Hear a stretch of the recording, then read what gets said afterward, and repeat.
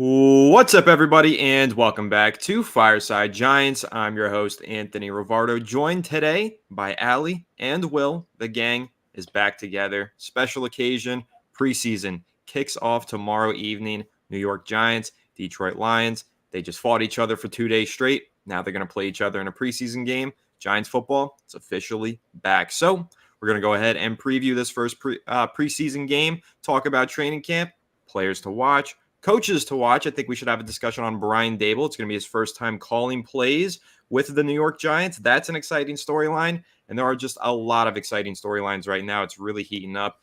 It's football season. We're back. Fantasy football drafts are taking place. Giants, once again, getting into fist fights, also beating up on the Detroit Lions through the way that they were practicing. So it's just going to be a lot of fun. We're going to go ahead and dive into it for about an hour and just talk New York Giants. Before we do so, make sure you leave a like if you enjoy. Subscribe to the channel if you're new. Ring the bell so you don't miss an episode. Comment your thoughts down below. And also make sure to follow us on all of our social media channels at Fireside Giants. Without further ado, Allie, I'll start with you. How are you doing today? I'm doing great. We are so back and we're going to the Super Bowl. That is all I have to say. I love seeing my guys fight in practice. I know there are some people that are like, I don't want this. This is not New York Giants football, blah, blah, blah. I don't care. I like seeing my players super passionate. So that's how I'm feeling. I'm all the way delusional and it's probably going to end week 1. But Will, how are you doing today? Man, I'm excited for Giants football to be back tomorrow. It's been too long. Obviously, they got an exciting young player like Malik Nabers coming up for their offense, so that's going to be very fun to watch this season. But seeing them fight at practice was awesome. I love seeing players fight at practice. Just fires me up. Shows they're ready to go through brick walls for each other when their teammates step up. Especially Daniel Jones getting in the scrum yesterday. That's awesome. Yes. So I'm so excited for Giants football to be back tomorrow. Me too. Another thing about the fighting, they weren't fighting each other because there was teams going viral where it's like the teammates were fighting each other. Like they didn't have that. They were fighting the other team. So yeah, I take it. Yeah, it's a positive to take away for sure. I just like the fact that we weren't backing down. This is a better football team than the Detroit Lions, at least if you look at last season. Almost made it to the Super Bowl. Giants said, we don't care about any of that. We're just going to beat you up for 60 minutes for 2 days in a row anyway. And now we get the kind of match 3 with the preseason game tomorrow. I want to kind of go in reverse order here. Usually we talk about the storylines and then we pick like players to watch, our standout guys that we're picking for tomorrow evening. I want to do it opposite. Who are we keeping a close eye on tomorrow, Allie? Number one player, maybe it's a rookie, maybe it's a young guy on the roster bubble. Obviously the starters probably won't play, but maybe there's somebody young and emerging that you're keeping a close eye on tomorrow evening. Me, Dane Belton. He's one of my underrated guys in camp that I've been watching. I actually really like him. I want to see him take on a bigger role. I want to see how he can step up to the plate. When I was there at camp yesterday, he was one of the players that caught my eye. I feel like he was always around the ball. He was making great plays on the ball. So in a game, I want to see if he can keep doing that because, again, I'm a big Dane Belton fan. I want to see him do great, and I want to see him step into that bigger role. I think he could take a start in safety.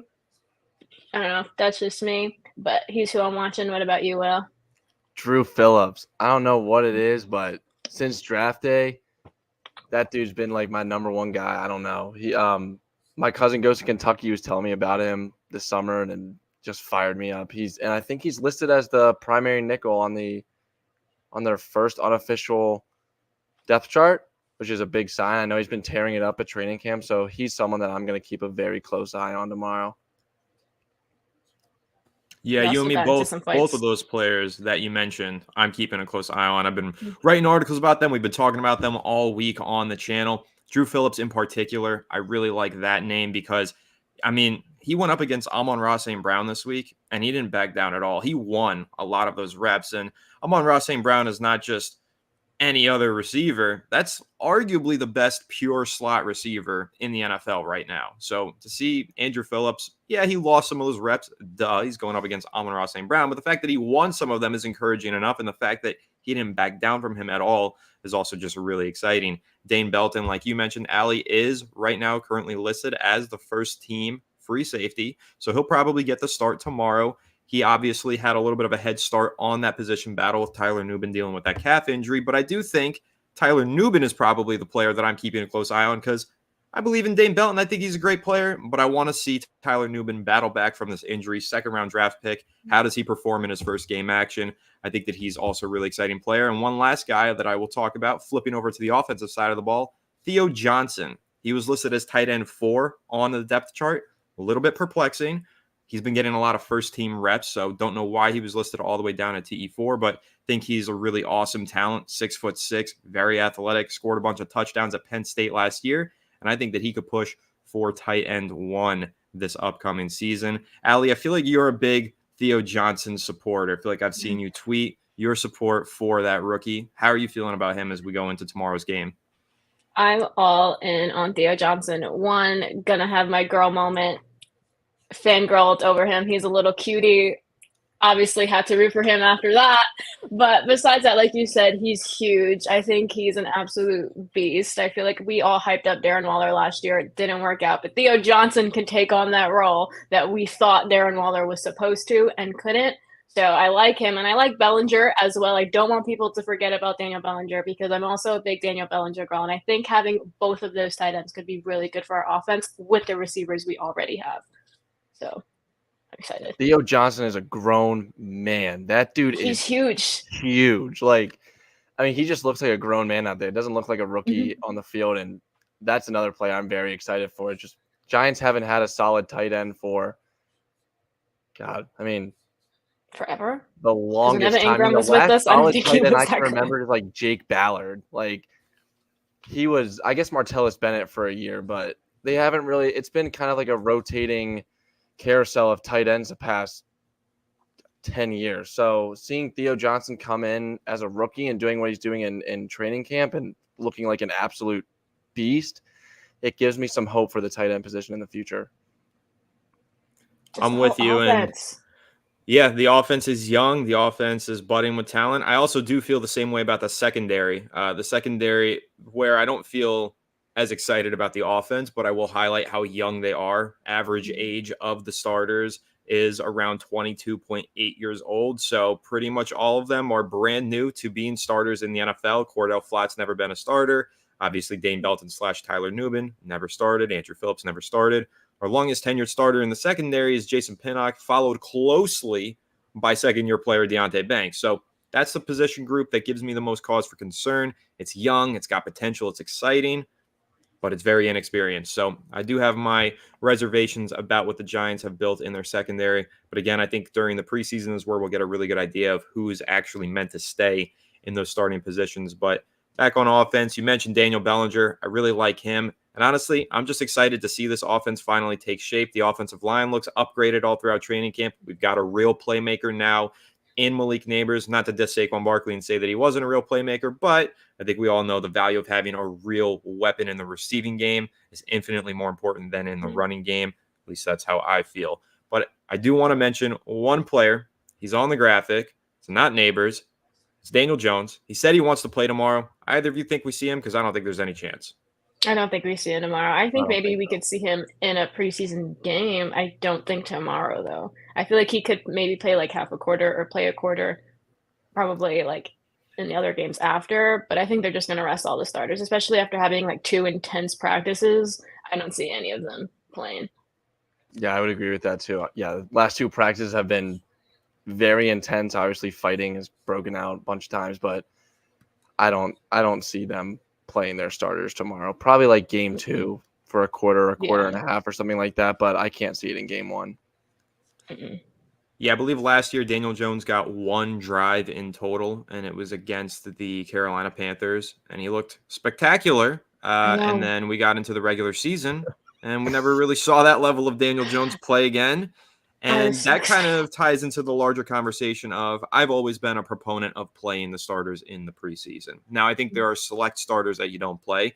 And honestly, I think already Malik Nabers has earned that status as being one of those starters that you probably just bubble wrap. But I think that Daniel Jones, I get the argument about, all right, he's coming off of a torn ACL. You don't want him to get hurt. Sure, absolutely true. But also because he's coming off of a torn ACL, he's missing a lot of those practice reps that the other guys got in the spring. And I think that he does need to knock off some of that rust because a lot of these players were playing all the way through January.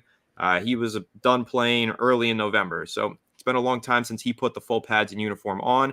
I do think it would behoove the Giants to put him out there during the preseason at some point. I think they should take a page out of Andy Reid's playbook. Pat Mahomes is playing on Saturday night. I don't see why Daniel Jones can't suit up at least once in the preseason. That's how I feel about it. So huge proponent of playing the starters. I don't know, though, if we'll see too many of them. But talking about some of these backups a little bit further, Josh Ezeudu is probably starting at left tackle this upcoming game. And I will say, I think that Josh Ezeudu is playing for his job right now. I think that obviously as a third-round pick in 2022, he's one of those young players that the Giants had hopes for to develop one day into a starter. That hasn't happened. He's dealt with injuries. He's been on the field. And when he's been on the field, he's been in tough situations, and he hasn't made the most of them. I think that he really needs to show up in these preseason games. It's unfortunate to say. Jeff Wheeler in the chat just said, poor Ezeudu. I agree with you. It's not his fault. He's been dealt a terrible hand, but he also just hasn't made the most of that hand. So, Allie, how are you feeling about Josh Ezeudu as he enters what I think is kind of a pivotal third season in his career? It definitely is, and I think that's what breaks my heart is because I feel so bad for him. I feel like the Giants failed him tremendously, and I remember I always bring this up whenever we talk about him in my article that I wrote in regards to when Daniel Jones got hurt and he was crying in the locker room because he felt like it was his fault. It, like, broke my heart because it really wasn't. He should have never been in that position to begin with. Like, you're asking this person who's never played the left tackle position like or rarely ever played it to fill an Andrew Thomas void, and that's super impossible on an already weak O-line. I feel like they kind of ruined his confidence a little bit, and it's like I would like to see him get it back, and I hope that he could play and keep the job, but I'm just worried that it may be like damaged goods at this point, like, and I hope not, but that's just the feeling that I get.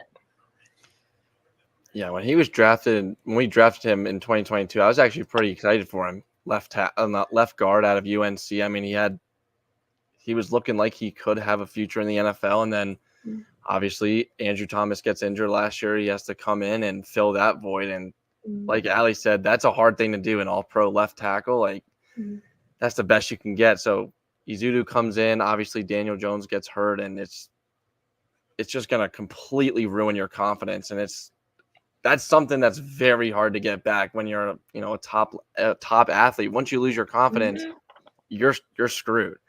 But he was dealt a crappy hand, so hopefully tomorrow we see him come out and he just performs, puts on a show, and takes that Giants left tackle 2 spot. So I'm hoping that for him. I mean, while we're on offensive lineman whose confidence is broken, I think the same could low-key be said about Evan Neal. I'm not going to lie to you. I think it's so sad because when I see him in person, it's like he's so big and you can just tell the potential is there, but it's just not coming together. He hasn't been playing. I think his injury sidelining him this long hurt him more than anything because he's missing crucial snaps. I do not trust Evan Neal going out there at all, especially since he missed basically all of camp. He's not practicing, and from what he gave us last year, I don't know. I think Evan Neal might be done too. And I don't want to say it, I feel like it's kind of early, but at the same time, it's like Illuminor stepped up. I don't really see Evan Neal really needing to be on the field anymore. So yeah, you're giving me flashbacks to a long time ago when Will absolutely ripped into our boy Evan Neal live on the channel many months ago and didn't mince any words, and I don't blame you. Evan Neal's been really frustrating to watch for the last 700-plus days that he's been a New York Giant. Let me tell you, I had really high expectations for him when he entered the NFL. Obviously, coming from a school like Alabama, you expect a player drafted in the top 10 to compete right away, and even if they've got their first season struggles, you expect the year 2 leap. It didn't happen. Now going into year 3, hasn't even practiced all summer. So I think the Giants are preparing to move forward into the regular season with him as a backup in consideration. And I think it's just going to be up to him when he's healthy. If his number gets called due to injuries, I mean, he has to get on the field and he has to prove that he should never be taken off the field again. If he plays at like replacement level, then he just gets replaced, I think. So yeah, I'm not crazy about Evan Neal. I'm not super confident in him. I think this injury, it's weird. I know that the Giants reportedly misdiagnosed him. They said it was an ankle sprain. It ended up being an ankle fracture. So he ended up having surgery later than he should have. I get all that. It's not fair to him necessarily, but at the same time, when he's been on the field, he hasn't been great. And an argument that someone made in my Twitter a few days ago when I said that I was done with Evan Neal, they're like, he's only played 20 career games. You got to give him a chance. I was like, okay, but that's part of the problem. He's only played 20 career games out of an eligible 34.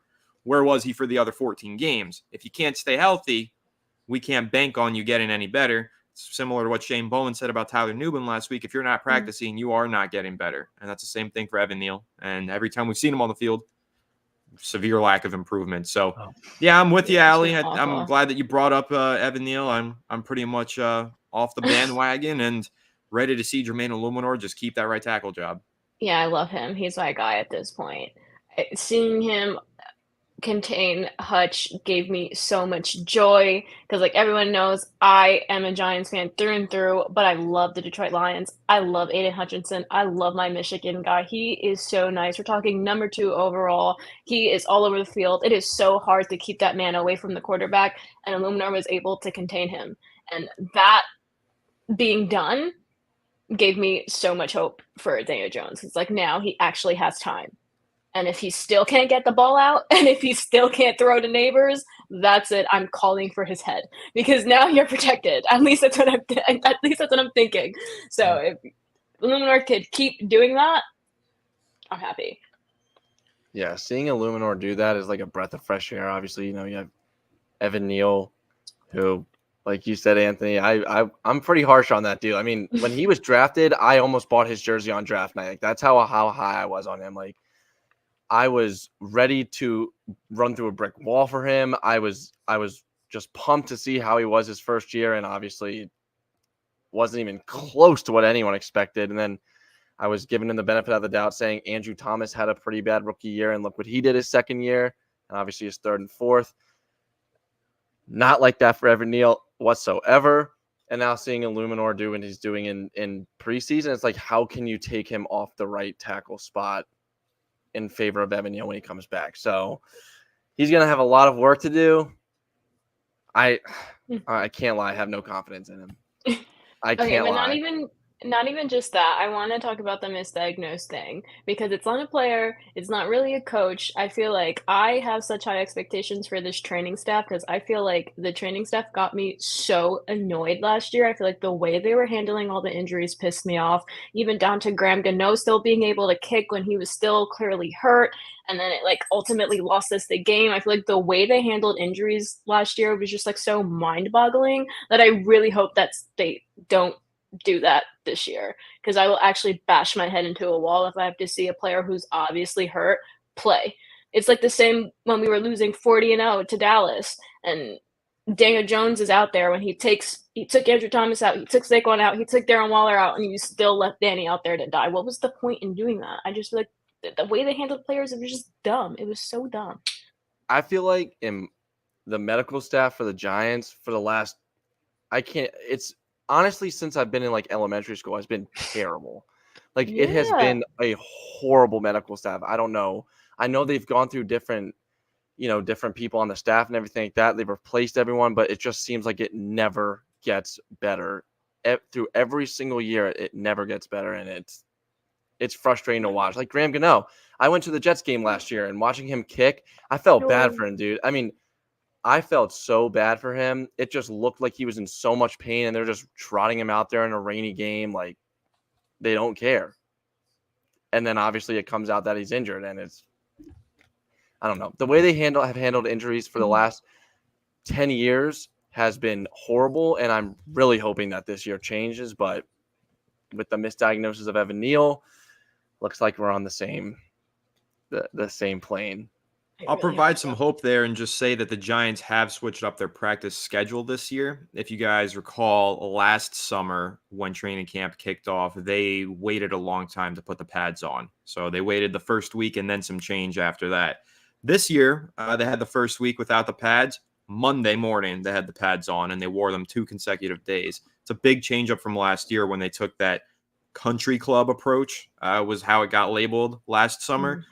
They have changed the way that they're doing things this summer. And I think that will ultimately help the players stay healthier in the long run. Yes, they're getting batted around a little bit more. It's a little bit more physical of these practices. I think that prepares the players better for the regular season. I think what happened last year, the Giants recognized they didn't have a lot of depth, and they got very afraid of what could happen if they faced injuries. So then they had no preparations for when they actually did face injuries because they were just a little bit afraid. But this year, I think Daboll and his staff learned their lesson after a difficult 2023 season, and I'm hoping that it is a healthier year for the New York Giants. But really, that is all we can do is just hope, because injuries are part of the game, and you never know when a player can or will get injured. But I want to bring up this question from M.80. It's a good one. Who's going to step up for the CB2 position? Are they currently on this team? That is a wonderful question, and I will go ahead and give my take. I do think that the Giants CB2 is on the roster. I don't think that it's established just yet that he is the CB2, but I do think Nick McCloud is going to win this job. I like Nick McCloud. I've liked Nick McCloud since the end of last regular season. I've been talking about Nick McCloud way too much all offseason. I don't know why I've said this man's name this many times since January, but I have. I'm a big Nick McCloud fan. I don't know. Maybe I'm overblowing it, but the way he played last year down the stretch, that Rams game, he had a really good outing, and it was that Eagles game. Obviously, A.J. Brown got hurt after a few drives, but the few drives prior when Nick McCloud was starting on the outside going up against A.J. Brown, he was giving him the business. He was holding A.J. Brown at the line of scrimmage, press coverage. That's one of the strongest outside wide receivers in the NFL. To beat him in press coverage on a few reps, that stood out to me, and I think that should have earned Nick McCloud the CB2 job, or at least to be the front runner going into the summer. I'm not crazy about the fact that the front running job was given to Cordell Flott. I don't think he's well suited for the outside, but I don't know. That's what the Giants wanted to do with him. I think it's going to be an interesting battle, though, throughout the preseason. Nick McCloud, Trey Hawkins is also in this mix, and Cordell Flott. I don't think the Giants end up making a run for Stephon Gilmore. I think he wants to go to a contender. Reality is, a lot of people don't view the Giants as a contender, whether we do or we don't. A lot of players don't. So don't think we can expect a big splash signing. I think Nick McCloud is going to steal that job. Yeah, I like McCloud a lot. He's another one that stood out to me at camp. I wasn't really able to see much of the offense. They had them on the far field. All I saw was the defense in front of me. And I can tell you, I said, okay, Belton a lot. Like I screamed that. And I screamed, okay, McCloud. Like he was making plays at camp. And I feel like a lot of the plays weren't being recorded. I wasn't seeing people talk about them, but they were making really good defensive plays. So those were my two standouts for sure. I really like McCloud. I think he deserves it for sure. Because Flott, to me, is always getting beat. He concerns me a lot. I want McCloud out there. Before I let Will go, I just had to pull up this great comment from Jason Haller. Evan Neal is a bum. The Jamarcus Russell of right tackles. That was good. Made me chuckle. A lot of people in the chat like that. Had to give you a shout out, Jason. I like that too, actually. I think for Flott, I think he's suited more for a slot role. I think he's undersized, in my opinion. He's a small dude. So I don't think you can count on him being a corner too. But McCloud, like Godson said, he's bigger than Flott. He's more physical. He can jam you at the line. So he's a lot more suited for that position. I think he has it pretty much wrapped up now. Like the saying says, we love Flott in the slot. That was like a thing. That was a saying, and I think he should stay there. I agree. I think he's perfectly suited for the slot. Just not big enough. Doesn't have enough muscle to be a corner two. Yeah, I'm with you. And like I said, maybe the Giants do end up looking elsewhere to find that talent. We know that Joe Shane loves to make trades, not even talking about the big blockbusters like he's done with Darren Waller last year, with Brian Burns this year, but even Boogie Basham. That was a trade that happened during cuts. Also, Isaiah Simmons, he likes to flip late-round picks for potential starters, young guys usually who maybe just aren't in the right situation and could do better in a new situation. So I wouldn't be shocked if the Giants end up finding a potential CB2 player on the waiver wire at the end of the preseason or via trade at the end of the preseason. Allie, did you have a note on that? No, you just said Boogie Basham, and I think the thing popped up in my head. He's another one who's been really good against the run, and that's been giving me some hope because our run defense has notoriously been absolutely horrible, and he's been really good at stopping the run so far in camp. So I just feel like that just popped into my head. I had to say that. Yeah, I want to kind of give my thoughts on that as well. But before I do, I have to dive into the first ad read of the day from BetUS. Quick pause on the show to talk about today's sponsor, BetUS Sportsbook. If you're into sports betting, BetUS offers the fastest payouts in the industry, and their deposit and withdrawal process, super easy and fast. They're giving a massive 125% sign-up bonus, up to $2,000 on your first 3 deposits. Live wagering on all major games, the betting variety, and hey, they even offer 10% back on your net losses twice a year. Plus, you'll get 24/7 personalized service 365 days a year. And with BetUS, you can have your very own personal account manager ready to start. Check out our special BetUS link in the description below to get started. I'm the king of ad reads. What's up, everybody? Now back into that defense, talking about Shane Bowen, defensive coordinator. That's the reason that the Giants hired him. I don't know if you guys caught that during Hard Knocks. Brian Daboll said, I think he can help us stop the run better. And then they pretty much just transitioned. Next episode, Shane Bowen was the defensive coordinator. So stopping the run, priority for the Giants. You mentioned Boogie Basham. I'm going to mention Dexter Lawrence, of course. Who's playing next to him? Don't know. That's another thing that we will start to get our answer on tomorrow evening on the Thursday night preseason game. Jordan Riley, Nacho, maybe some of these undrafted guys. I don't know. Who are you guys looking at on that defensive interior? I know that the names are not necessarily big ones that stand out, so maybe you're not super familiar with them, but just kind of talking to this defensive line depth and the fact that the Giants are putting an emphasis on stopping the run, I think is important. I need to see their names, to be honest. I can't lie. Of all the defensive tackles, I know one, and that's Dexter Lawrence. I mean, I know Jordan Riley, and I know Nacho, and all those guys. And yeah. Who was the guy last year? He was I don't know if he was a rookie or a second-year player. Listen, I think just this is kind of the point, though. We're sitting here and we're like, ooh, I don't know. Who do we say? Yeah, a lot of fans forget. A lot of fans do forget that there are 2 starting defensive linemen in most defensive fronts, and the Giants really only have 1. We get a lot of talk in the comment section on these episodes about needing to add a CB2. I don't hear anybody talk about a DT2, and I think that needs to be a bigger part of the conversation because looking at this team, I'm assuming they're probably going to run a 4-2-5 defense, meaning 4 down linemen. Obviously, 3 of those are Burns on the edge, Lawrence in the middle, Thibodeau on the edge. But who's the other one? Who's 4? I'm not exactly sure. I mean, I think it's going to be Nacho, but do we all feel comfortable with Nacho as your second starting defensive tackle? He hasn't been phenomenal, and he's really replacement level player. And then obviously, you'll have your 2 starting linebackers and your 5 defensive backs in that 4-2-5 base defense. But I don't know. I can't see the Giants running with just Nacho next to them, next to Dexter. So yeah. I think this is a position more so than cornerback. If there is a late round pick swapped for a young player at the end of the preseason or some sort of claim put on the waiver wire, I actually think it's going to be on the defensive line, prioritized maybe even over the secondary.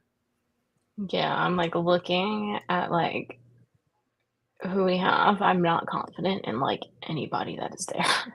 That is so I awful. can't say I'm very confident in any of them either. The D line depth or the defensive tackle depth is pretty spotty in my opinion. Yeah, and I think that's now that I'm thinking about it, I think it's a much bigger issue than the secondary. I mean, I know you have some pieces in the secondary at least. They might be young, but you have some pieces. Outside of Dexter Lawrence, it's basically just a revolving carousel of who you're going to have at defensive tackle, the second defensive tackle position. It's hard to go into the season like that and throughout the season like that as well. So, yeah, and M. points out Elijah Chapman. He's one of the undrafted free agents on the defensive line that's caught some buzz at training camp. And Gavin also says he's been playing well. Then you have a rotation of Jordan Riley and Nacho, he also mentioned. And I think that's probably how it goes through the preseason. We'll see some Nacho, we'll see some Jordan Riley, and we'll see some Elijah Chapman. But I very much think that this is open competition, preseason battle. That's one of the positions that it's not fun to watch necessarily. It's not, wide receivers and defensive backs. Those are the exciting skill positions. It's a trench guy. And, they're not always the most glamorous to keep your eye on during the preseason. But unfortunately for Giants fans, I think we do need to keep a very close eye on the defensive line and see not only who is getting that DT2 job or who's fighting for it, but I also think we got to keep a close eye on this edge depth. Who's behind Thibodeau and Burns? Obviously, we've got Ezeudu, Boogie Basham. I think we also need to see a little bit more from some of these other rostered players in the defensive front for the Giants, though it is probably their strongest unit altogether. Nobody can get hurt. Everybody needs to be wrapped up with bubble wrap all season. That is what I have to say. Legitimately, nobody. If anybody gets hurt that's starting, I'm jumping off of my roof. I do not want to see it. Kayvon said it today. Like, oh, Dave's like, they're asking like what our identity is. Like, we're going to show them. I think they're kind of depending on this defense, which honestly isn't like anything new for the Giants. I feel like we're known for having just like a gritty defense. And I think that's what they're bringing back. But I feel like those guys get hurt. That goes out the window. Yeah, I'd have to agree. Outside the starters, the depth is pretty shoddy. Like, if any of them get hurt, they're going to be screwed. And obviously they bolstered up that defensive line, getting Brian Burns in here. So excited for that's going to be, yeah, I guess their identity is going to be their defense. So with the depth not being good, if anyone gets injured, that defense is screwed. Yeah. Oh my gosh. I want to point out there's a little bit of chatter right now in the live chat about CeeDee Lamb shouting out Malik Nabers. Someone said that they hope CeeDee Lamb continues to sit out of camp and into week 1. I would cry so painfully if that happened because I have him in my dynasty league. Yeah, I have him in dynasty, and the Giants don't play them in week 1. He'll be back by what do we play on week 5? So it wouldn't even matter much to us. But maybe if we have a good year, CeeDee Lamb comes to the Giants. Hey, he is holding out, looking for a new deal. The Giants do have a pretty good amount of salary cap space for the future. Who knows? No, that would never happen. No, I love our receiver room. Yes, I love it. I think, okay, I'm going to go on a little rant. I go on this rant every single time I talk to people about receivers. I'm tired of people like undervaluing like the wide receiver 2 and the wide receiver 3 spot. It's like, okay, obviously like you want your star. Like we have Malik Nabers. Yes, so great that we have him. However, that just means Jalen Hyatt and Wan'Dale Robinson are in for an even bigger role. I think wide receiver 2 and wide receiver 3 are just as important as your wide receiver 1 when you have all the pieces in place. Like when you look at the Bengals, Jamar Chase, obviously they're wide receiver 1. But you have T. Higgins who could go get open, score touchdowns. You have Tyler Boyd, who Joe Burrow looks at a lot, to score touchdowns, get open. And I think we kind of have the receiver room where we can also do that. And I don't want anybody to mess it up. I like it. We have our neighbors. I absolutely love Wan'Dale Robinson. I love Jalen Hyatt. Even love Darius Slayton. I know that's like an uncertainty. We don't know if it's going to be Hyatt or Slayton to kind of. I know it's like a competition that we have to kind of watch out for. But yeah, no, I love our receiver room. I don't want anybody else. Also, Malik Nabers gives us our swag that I think we need. So we're good. We're good in that department. You have a guy like Malik Nabers, if he can, I mean, his showing in training camp has been unbelievable. If he does that through the season, it just opens up so much more for Robinson and Hyatt, because you're gonna, I mean, I think it's the way he's dominating. He carries that into the season. He could be double teamed. You have a guy, and you have Wan'Dale Robinson. He's a Yak King. You have a guy like Hyatt who is speedy, who can just get open downfield. Like, it's going to open up a lot for this offense if Malik Nabers is going to dominate. And people are underrating the Giants receivers. I don't think they should. I do not think they should. They are underrating them pretty significantly. And I just want to make the point.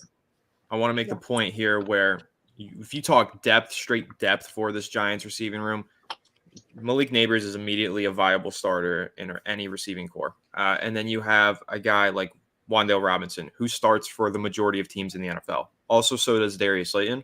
Also, so does Jalen Hyatt. And also maybe even Allen Robinson for a lot of these teams, and maybe even Isaiah Hodgins. You're talking about 5 to 6 players who could start on more than one NFL team. That's rare to have 5 to 6 wide receivers that are all starting caliber. Like even Isaiah Hodgins is starting caliber. You know, he's not wide receiver 2 material, but if you needed him to be, he can be. can be decent. So it's a really deep wide receiver room.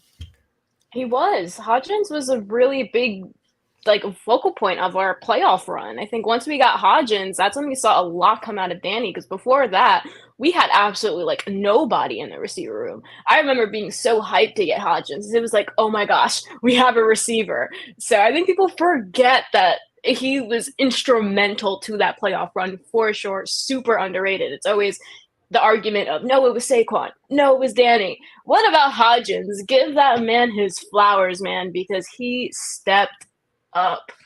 Yeah, he was a beast in that run. I remember he came over, and I mean, in 2022, we really had no one on that wide receiver core. I guess Darius Slayton, and he comes in and does what he does. And he had a couple big catches in that playoff game against the Vikings, and he caught a touchdown pass too. I mean, he came in and did his job, and then obviously last year he didn't get involved as much, but he did his job for us. So having him down the depth chart, if let's say someone gets injured, you could put him in as a wide receiver 3, and you'd be pretty satisfied with that, I guess. So yeah, there's a lot of names in this Giants receiver room that people are going to underrate, and really you shouldn't do that.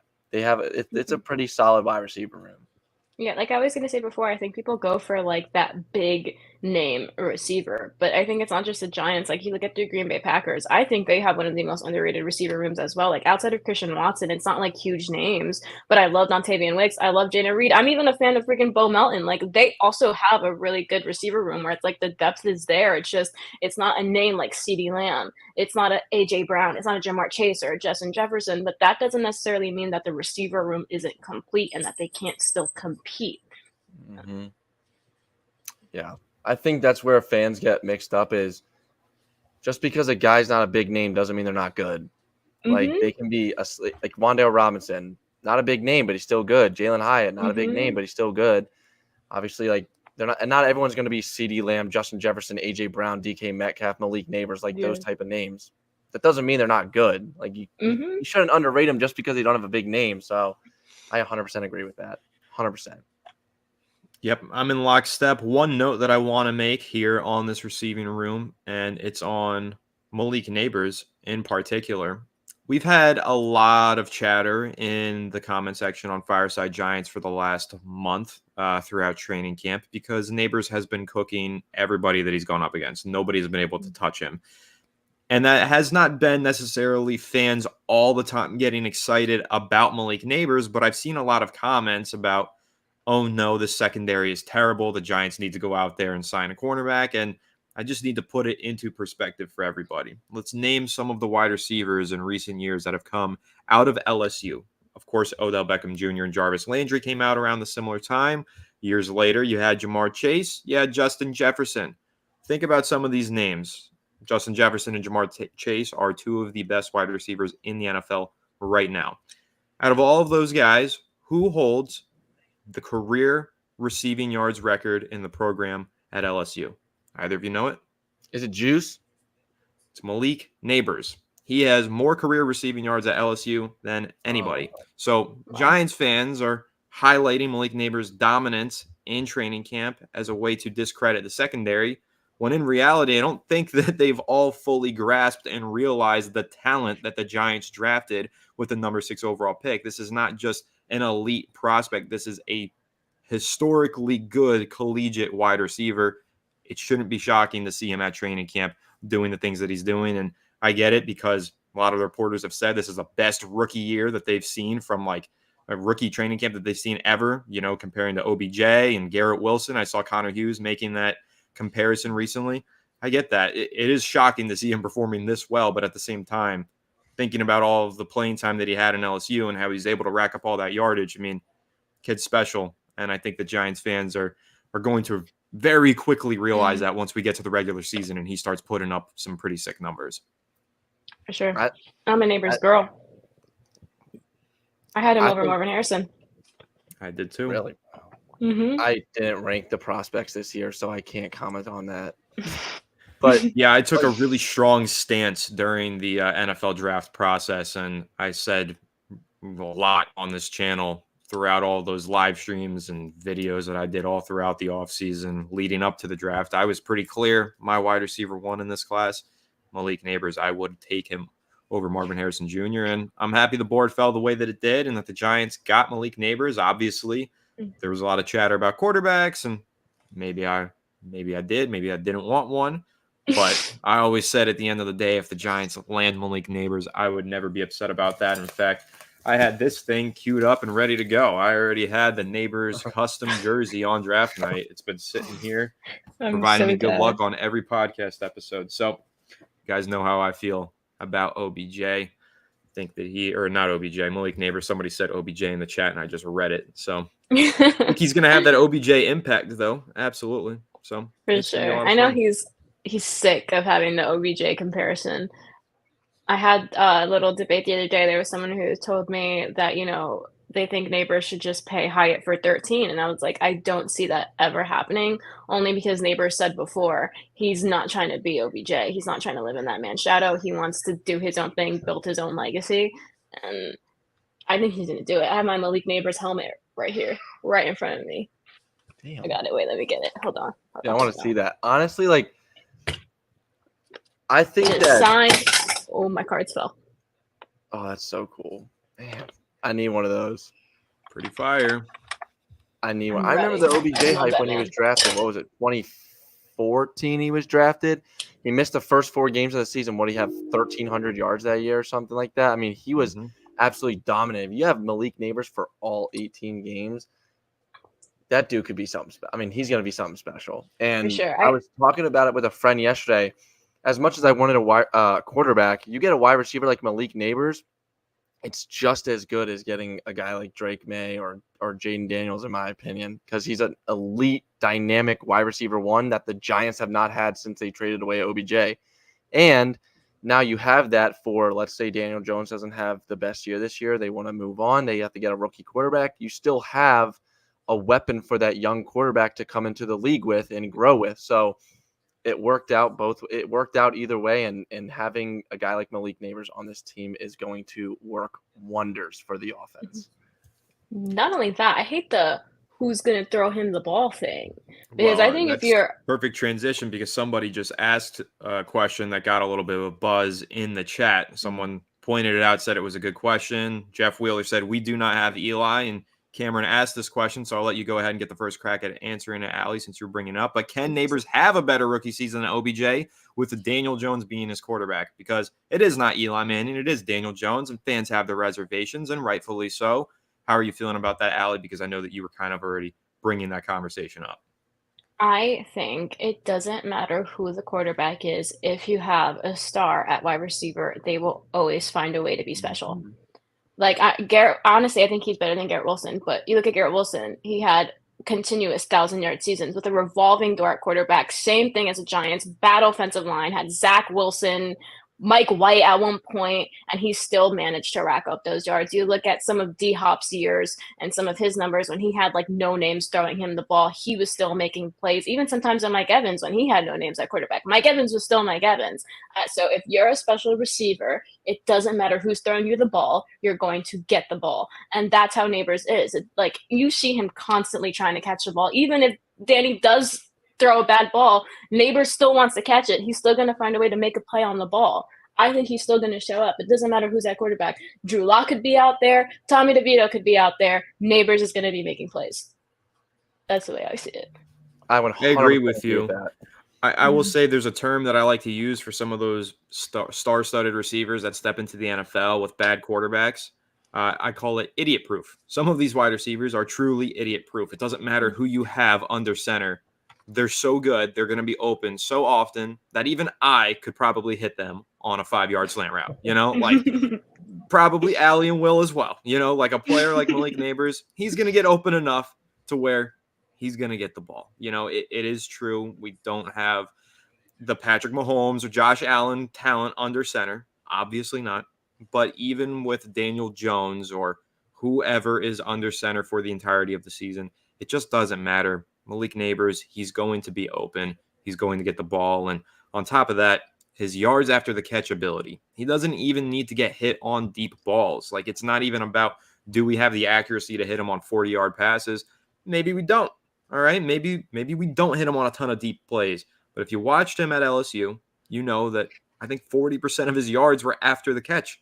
So give him some screens, give him some drags, 5-yard outs, watch him go to work. So he's idiot proof. He's going to put up some big numbers. You know, they always say that a good wide receiver can make, not a good wide receiver, a good quarterback can make a bad wide receiver look good. A good wide receiver can make a bad quarterback look good. I mean, look at, like you said, with DeAndre Hopkins, I think he had Ryan Mallett throwing him the ball at one point, Brandon Whedon throwing him the ball, like before Deshaun Watson, Brandon Hoyer, like all these no-name guys, he still put up 1,000-yard years. Garrett Wilson, like Ali said, had a revolving door at wide receiver, and he's had back-to-back 1,000-yard campaigns. Like, an elite wide receiver can make a bad quarterback look good. And it doesn't matter who's throwing Malik Nabers the ball, he will look good no matter what. I think we're all in agreement on that one. Nabers, like I said, historically good at LSU. My expectations are very high for him. Very happy to have him as a New York Giant. And once he actually locks in which number he's wearing this season, I will definitely be getting a Malik Nabers jersey. I will be careful so we don't have another Deontay Banks situation. I said I'm waiting until next year to get my Nabers jersey. I do not know if he's going to pick a number and then change it the year after. See, I'm okay with that because it's kind of like when Kobe went from 8 to 24, you know? It's still cool to have the 8. Yeah. It's still cool.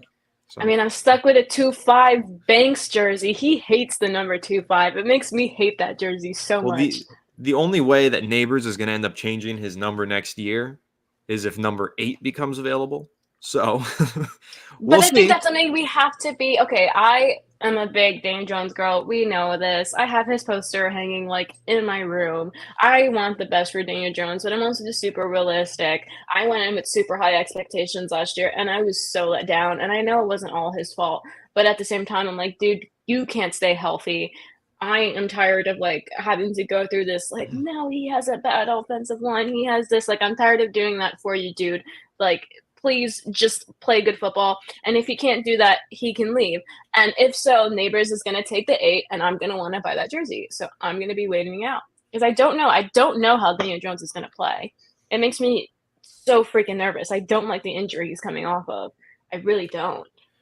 Well, like I've said a few times, if Daniel Jones isn't great, he can't just be good enough this year because of the injury clause in his contract, but we will discuss that more in a second. I got one more ad read to do. Speaking of winning and competitive teams, because we want to see the Giants be a winning and competitive team this year, don't we? Of course we do. But speaking of winning and competitive teams, how about the New York Yankees? They've had their ups and downs this season, but they still have a chance at the World Series. If you happen to be a big fan of the New York Yankees, check out Fireside Yankees for more Yankees content brought to you by Empire Sports Media. Get more Alex Wilson content on Fireside Yankees as he is one of the co-hosts of their YouTube show, just like he is here on Fireside Giants. Check out Fireside Yankees for all of your New York Yankees content. Now, let's continue this discussion. Now we got a lot of people talking about Daniel Jones in the chat. I'm going to juke around that like as if I were Malik Nabers, and I'm going to talk about the running back room. That's what I want to discuss because I think the preseason running back is going to be a lot of fun to watch because obviously Devin Singletary is not going to play much. We know what we have in Singletary. What does he need to be out on a preseason field for? Not much. But how about those guys behind them? Because there's 3 players all in this cluster. You've got Eric Gray going into year 2, 5th-round pick. You got rookie 5th-round pick Tyrone Tracy, and you have undrafted rookie Dante Miller, who's been lighting it up. Turbo Miller, 4.27 40-yard dash, 5'9", 200 pounds, 28 bench reps. Unheard of. Just weird. He's a freak. Yeah. Wait, you said he ran a 4.27? 4.27 with 28 bench reps. That's literally an anomaly. No one else in the world has ever done anything similar to that unless you're talking about Madden creative players. So Turbo Miller, just this freak athlete who's been making a lot of plays at training camp, turning heads, especially as a receiving back, competing alongside some of these other guys. Tyrone Tracy has been leading the race for RB2. I think we're going to see a lot of him tomorrow night, but I also am keeping a close eye on Tracy, on Gray, and on Turbo Miller. In my opinion, and it makes me so sad because I remember screaming, oh my God, it's Eric Gray season. I think he's the one who's kind of on the fence for me because I love Turbo. He's been lining up, and I'm a big Tyrone Tracy girl as well. So I I don't know. I don't know if Eric Gray makes the roster. Like, how do we even feel about that? I think Tracy, I don't know what the roster is going to look like. I don't know, but Tracy and Turbo do have a chance. I like having a RB by committee. I think that's what the league is turning into. I've been noticing a lot of teams have been doing that. You look at the Chiefs, like basically about to go on a three-peat Super Bowl, and their room, like obviously, like Pacheco's their number one. They still use Clyde Edwards. They still use McKinnon. I think the Giants may be moving towards that way. You have Singletary who could get those yards. You have Tyron Tracy who could pass the ball to. Also Turbo as well. I don't see a spot for Eric Gray. That's just how it's looking. I think the other running backs look better than him. Yeah, I mean, I can't lie. I haven't really I've been paying attention to training camp, but for the most part, like I haven't been like too involved in it. But Turbo Miller, when I'm scrolling through Twitter, that's the only name I see through running backs is Turbo Miller, Turbo Miller, Turbo Miller. So the guy looks like a stud, and he ran a 4.27 and 28 reps on bench as a running back. Like that is absolutely stupid for a running back to do. Like that's unheard of. Like so. If they do a running back by committee, which it seems like they're going to do, I would love to see Turbo Miller get some of those reps because dude just seems like a freak of nature from the running back position. Then you got a guy like Singletary, obviously. So I am very excited to see what Turbo Miller can do in the preseason because guy's just a freak, and I want him to do very well and take that running back 2 position. Yeah, I'm really excited to see Turbo Miller. Just that athleticism, it just, like you said, it's stupid. It's crazy. It shouldn't even exist, but he possesses it. So I'm excited to see him on the field. I'm really excited to see Tyron Tracy. Tyron Tracy out of Purdue, former wide receiver, converted to running back. We've talked about him at length throughout the offseason on this podcast, and we have said his tackle breaking ability is going to be a lot of fun to watch. He forced 46 missed tackles last season, and he only had 130 touches. Dude breaks a tackle once every 3 touches. So he's going to be a lot of fun to see, and I think he will lock up that RB2 job. But like Allie said, Eric Gray could end up being the odd man out here, which is rather shocking considering they just drafted him last offseason. I hate to say it, but he is a cut candidate. But I do think he probably ends up making the roster, and the Giants could wind up holding a 4th running back, the unorthodox 4th running back, due to the fact that Eric Gray has special teams experience that these other guys don't have. Devin Singletary's not playing on special teams, obviously. Tyrone Tracy maybe makes an impact as a kick returner, but I don't think that he's ever returned punts. Maybe I'm wrong. Same thing with Turbo Miller. I don't think he has special teams experience, but Eric Gray last year was one of our punt returners, might be able to make an impact with the new kickoff format in that role as well. Plus, because he's kind of an expendable body, you're fine putting him on special teams, and I hate to say it, risking an injury there rather than risking it to your RB1, 2, or WR1 or 2. So I think that Eric Gray might sneak his way onto this roster regardless, just because of his special teams ability. But I don't think he's going to play a huge role in the backfield, just because I think that some of these other guys have honestly stolen the job from him. It's sad because they barely used Eric Gray a lot as a running back, but I feel like the very limited snaps he got, he was able to get some like sneaky good runs. Like I remember advocating for more Eric Gray snaps, like just for that reason. And I know everyone's talking about like, oh, how can we replace Saquon Barkley? But it's like, okay, we have our playmaker and Neighbors. But I think all the running backs that we said together can kind of fill that Barkley void. He was known for being that pass catching running back. We didn't really use him that way, but we can use these other running backs that way. Again, we still have Singletary, who I really like. I don't think a lot of people are remembering Singletary revived the Texans run game. Like it was non-existent before Singletary got there. So I like him. And again, I like the pass catchers we have at running back too. I think Saquon Barkley void is filled, and I may be speaking way too early, but I think we got it covered. Yeah, I think from an on paper standpoint, it's the void of Saquon Barkley is definitely filled in.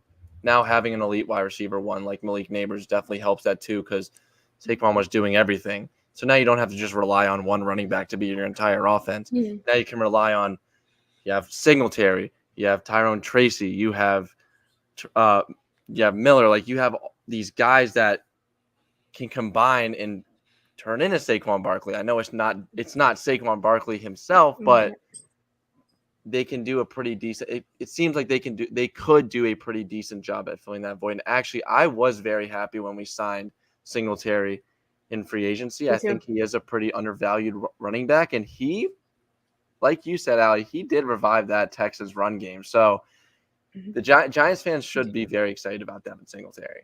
Yeah, Dameon Pierce was like non-existent. That was like so disappointing. I had him in fantasy. He was gone. Terrible. He was terrible. He just disappeared. So it's like, I saw people say the Texans had a better O-line. Like, yes, but why wasn't Dameon Pierce doing anything then when he was like such a stud the year before? Like, they needed to bring in Singletary just to run the ball. Yeah, and I want to make some points on Singletary because I think you guys have made some really great points about how the running back by committee could make up the loss of Saquon Barkley. I'm in full agreement. I think everybody knows how I feel about Saquon Barkley and how much of an advocate I've been for letting him go. So I'm happy that the Giants are taking this running back by committee approach. I think it's more cost effective, and I think that it helps prevent injuries because it's less touches to one sole player. But I want to make the point on Singletary. First of all, look at his career stats. Look at the pure consistency of this guy. 2021, he had 1,098 yards from scrimmage. 2022, he had 1,099 yards from scrimmage. 2023, he had 1,091 yards from scrimmage. So I don't know how it's possible for him to fit in that 1,090-something 3 seasons in a row. But I will just say that on that point, you can probably bank on him putting up at least 1,000 yards from scrimmage this season. And that's really all you need from your lead running back. On top of that, like you guys mentioned, he took over in week 7 as the starting running back. Through those 10 games, he averaged over 75 yards per game rushing. Take that and apply it to a 17-game season, and you were talking about a running back that puts up 1,200 rushing yards. So had he had a full season and maintained the pace that we saw in the final 10 games when he was the starter, we're talking about a 1,000-yard rusher who had a much higher price tag on the open market. The Giants found the talent at a very affordable cost, and they really kind of got a bargain there when you're talking talent to pay level. So with Devin Singletary, now he's going to be starting 17 games for the Giants if he stays healthy, knock on wood. But yeah, there's a very high likelihood that he rushes for 1,000 yards, which would definitely be a career high for him, and still manages to contribute the 200 plus receiving yards that he does on an annual basis as well. So we could see 1,200 plus yards in total from scrimmage from Devin Singletary in a career year, and that more than makes up for the loss of Saquon Barkley when you consider the upgrades that they made in the receiving room.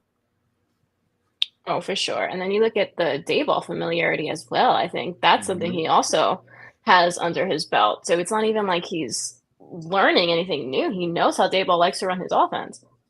Yes, and I had to hit the Four Seasons Hotel real quick so I could interject myself in there. So I had to hit that so I can interject real quick. You mentioned Brian Daboll. That is the last topic of conversation that I do really want to dive into before we start to wind this thing down.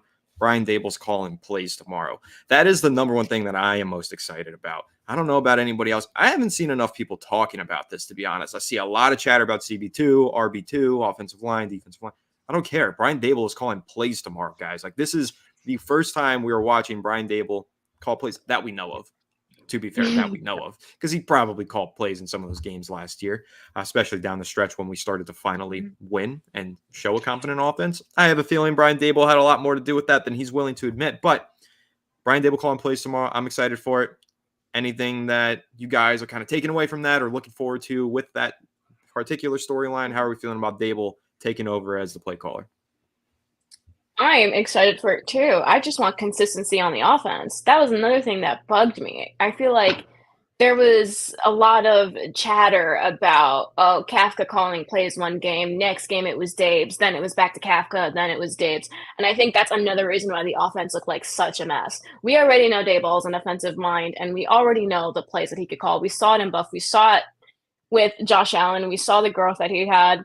Josh Allen became Josh Allen when he got Stephon Diggs. We got Daniel Jones, Malik Nabers. Maybe this is when Daboll starts to shine. But I hope he continues to call the plays. That's all I want. I just want consistency on the offense. I feel like that's something we don't have.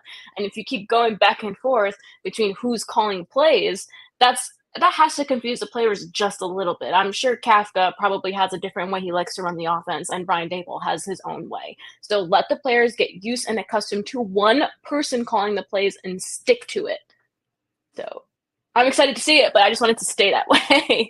Don't give it back to Kafka at all. Yeah, just if you're gonna call the plays, do it for every single game this year. Don't confuse your players. Don't try and go back to Kafka. Wait until next season to do that if you really want to. But Brian Daboll obviously called plays when he was the offensive coordinator in Buffalo. We saw how that was. He transformed Josh Allen to a top 2 quarterback we know today. So the Giants, there should be a lot of good things and positivities coming out of Daboll calling plays. And now I'm trying to remember I don't even know who the last Giants head coach was to call plays. I think it might have been Pat Shurmur, but I'm not too sure. I think he was the last one. I can't remember who his offensive coordinator was, but I think Shurmur called plays. And since then we haven't, Jason Garrett was calling plays, and then he's awful. I don't even know how he got Freddie a job. Kitchens for a bit. Yeah, Freddie Kitchens for a bit, and then obviously Kafka. But now you have a guy like Daboll calling your plays as a head coach now. So I am very excited for that. The offense through him seems like it could be very dynamic. For sure. Seems like the sky is the limit with him as a play caller. So I feel like I shouldn't have too many negativities about that, but I see all pros and a little bit no cons to him calling plays. Yeah, everyone thought the Bills were going to the Super Bowl that year. Yeah. The only con, though, to Daboll calling plays, and it's not one that I believe in, I'm just playing devil's advocate for anybody in the chat who might be discussing it. Time management, challenge management, timeouts, all that stuff. I don't care about that. It hasn't necessarily been a strength for Daboll. He has struggled with these sorts of things and losing his cool on the sideline, all of that, just adding more responsibility to his plate. Does that get in the way? Does that make the offense struggle more? Does that make other areas of the team kind of suffer in a way? I don't know. I don't necessarily agree with any of that. Like I said, I'm just ready to see Daboll call the plays. And I think what we are going to see is not only a more dynamic offense, as Will said, a more aggressive offense. We did not take enough deep shots last year. And I know a lot of that you blame on the coordinator, you blame on the coaches, you blame also on the quarterback. But I just feel weren't aggressive enough in 4th and short situations, 3rd and short situations. Short yardage situations need to be more aggressive and also just a little bit more creative, generally speaking, with the plays. And on a play-by-play basis, let's use some more pre-snap motion. Let's get with the times here. It's 2024, the big 24. Let's start using the pre-snap motion and getting Malik Nabers with a full head of steam and a running start before the snap even is taken. So that's how I'm feeling about it. I think that Brian Daboll is going to be Malik Nabers and Brian Daboll. Those are the 2 factors that are going to transform the New York Giants offense. Yeah, 100%. That's what I'm hoping for sure. Again, I'm going to mention it again. No surprise. When Daboll is in Buffalo, Josh Allen and the Bills are going to the Super Bowl. Daboll is no longer in Buffalo. I don't know what's going on in Buffalo anymore. I feel like that team is falling apart. So hopefully we take that Buffalo magic and we take that leap that we desperately have to. Realistically, it's only year 3. I feel like some Giants fans are super impatient because we've sucked for so long. Everyone who's saying Daboll is on the hot seat, I don't agree with at all. It's like legitimately only year 3. Like this is the year where it's like, okay, we get to show some improvement. We had our first 2 years to kind of get certain pieces together, but everybody needs to take a chill pill. Yeah. I love Daboll. I'm not calling for his head. Maybe if there's like another game like that Jets game where they had absolutely no game plan and it was horrible, then maybe if like every game is like that. But right now, I'm not doing that. So what has killed the Giants with their last 3 coaches, I guess excluding Daboll, from McAdoo to Judge, they've given them 2 years. And I know that McAdoo wasn't great, and I know that Joe Judge wasn't great, but it's year 3. You can't just go in and be like, oh, yeah, he's on the hot seat now if he doesn't have a good season. No, you have to let your head coach grow with the team. And seems like, I know obviously last year wasn't great, but there were a bunch of injuries. Now you have a fully healthy team going into week 1 again. So you see what he's doing this year. I think you give him a 4th year. I know that's pretty far into the future, but people calling for him to be fired already and saying he's on the hot seat is crazy, especially when it's like Joe. Same thing with Joe. I got into like a really intense argument with somebody who said that Joe Schoen is terrible and he needs to be fired and blah blah blah because of how he handled the Saquon Barkley thing. And I think the Saquon Barkley thing is like so played out. Everyone like made it way bigger than it's supposed to be because other teams didn't pay their running backs, and you don't see people coming for their GMs had the way that they're coming for Joe. And I actually love the way that Joe started building this team. I like the rookies that he's drafting. I like the offseason moves that he's making. I think the first move he did when he came into GM, he locked down Dexter Lawrence, he locked down Andrew Thomas. I love those moves coming from my GM. And people forget, Gettleman left us in such a shithole that Joe Schoen had to do a lot of work to try to get us out of that. So give him some time. They're cooking. I like a lot of what Joe is doing, and I like what the Giants look like right now. I like our new culture that we're building, and people need to calm down. Yeah, 100%. It's just preseason. Like, please do not call for Daboll's job in preseason. Don't do it this season, please. Just wait You're until gonna see it. It's gonna be all over Twitter. Yeah. I don't want the NFL's head coaches to be like the NHL head coaches, where they have a very short shelf life behind a bench or, coaching a team. You need to give Daboll a little bit of leeway after last season. Obviously, a lot of injuries, wasn't the best, but give Dave some leeway right now. Give him a leash. I don't disagree with either of you. I don't think that these two should be on the hot seat, but let's check in week 8. If the Giants don't have a win, I'm going to say that they should be on the hot seat. So, yeah, we do have to take it 1 week at a time. And what I will say is whether or not we think that they should be on the hot seat, we know the recent history of this Giants organization and how quick they've been to fire head coaches and not give them extended stays. So you really just never know. And that's not even to diss John Mara, Steve Tisch, or anything, because they made the right decision firing Joe Judge as soon as they did.